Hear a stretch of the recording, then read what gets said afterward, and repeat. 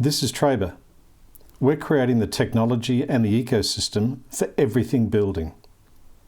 We're creating a market network which boasts a marketplace and a mobile-first, cloud-based suite of project control tools for builders, consumers, trades, suppliers, for everybody. All on a smartphone, all remote, all mobile, all for building. This is Trabr, and this is a building conversation. Tony Huxley here from Trabr Limited. I'm joined today by Gareth Evans, the owner of BMC Blue Chip BCMAC Blue Chip Maintenance and Construction. Yeah. Glad to have you here. Thanks for joining us. Thanks, Tony. I appreciate you making the time available to talk to us today. So let's jump back a few months. The federal government, in their wisdom, introduced a thing called the Home Builder Grant. And I reckon I can vividly recall the minute that I heard about it.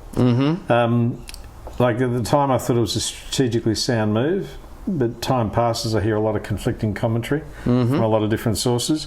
Do you have a view on whether it's produced any sort of substantive lasting benefit for the sector? What are your thoughts? The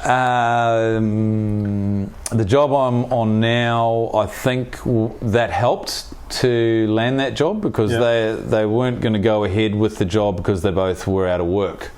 Oh, cool. Right. They had the money there ready to go, and it was on the boil, and then it was off again but I think that government grant, I think that sort of helped to make the decision.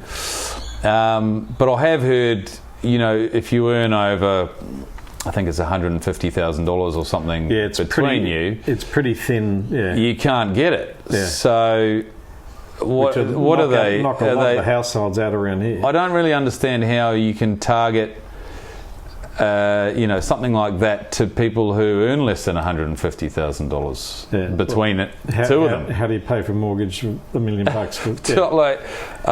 Is it literally just targeted at retirees, I'm not sure really. Neither am I. But I guess that the issue is, have you encountered it in your day-to-day role in the building space? Has it been something that customers have talked about, or has it just been... Initially, when they brought that out, everyone was a little bit talking, but I don't think so. Like I said, I think it helped for me to get this job I'm on now, which is probably enough.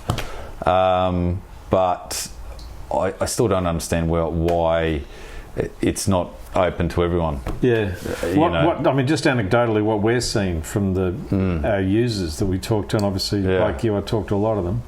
And one of the things that we seem to be hearing, or it seems to be resonating, is that the benefit of this home builder grant seems to be more in the regions than it does in the metropolitan areas, because the property values and the income qualifications and all those sort of conditions seems to preclude most of the metropolitan areas, be it Sydney, Melbourne, Brisbane, or that's right, Adelaide, Perth, whatever.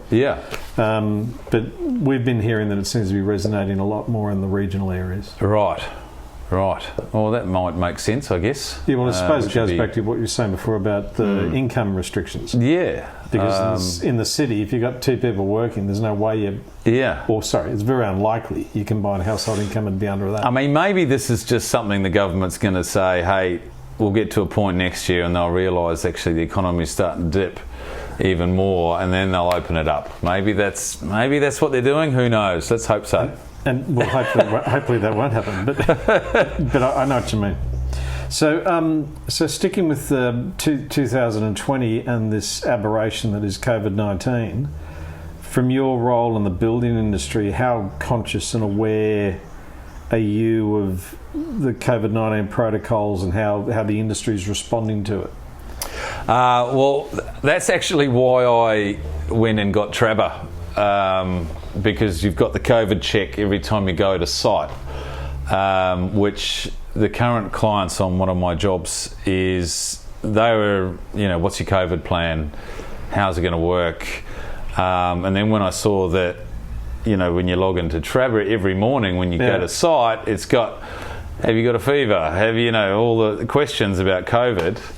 And I was sold. So that was pretty much, that means I've got each staff member ticking the box saying, I don't have a fever, I can go to work today. I don't have any doubts that that I'm sick. I've got a record of it basically.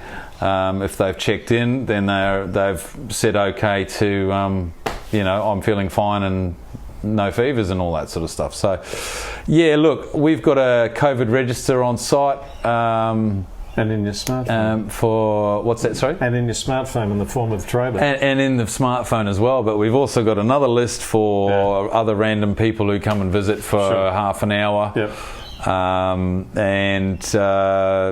We've got all the signs on the fence and all that sort of stuff. So yeah, look at. And I guess there's a schedule management thing that you need to think about in terms of having too many bodies on site at one time. Yeah, there is that. I mean, we're only sort of between 4, 5, 6, 7, maybe maximum at any one time anyway. Yeah. But generally, there'd be 3 and 2, or separated anyway. So we don't have to worry too much about that kind of distance thing. But if you're a tradie or you're in construction, whatever, you're passing tape measures and pencils and cups tools of coffee and bacon and egg rolls. I mean it's.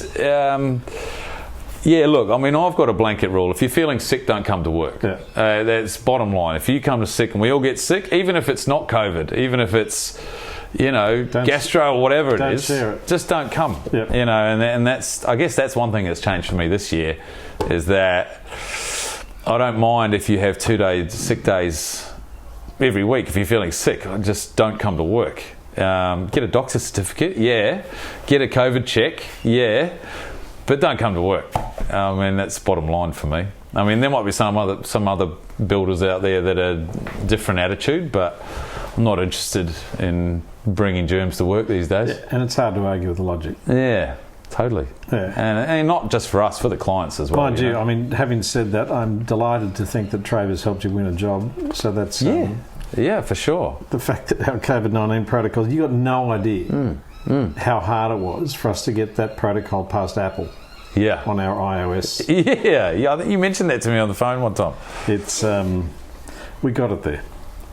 Anyway, that's really interesting. Listen, thanks very much for joining us, Gareth. I really appreciate your time. No problem. Thanks so much. Okay, thank you. Good on you. Cheers.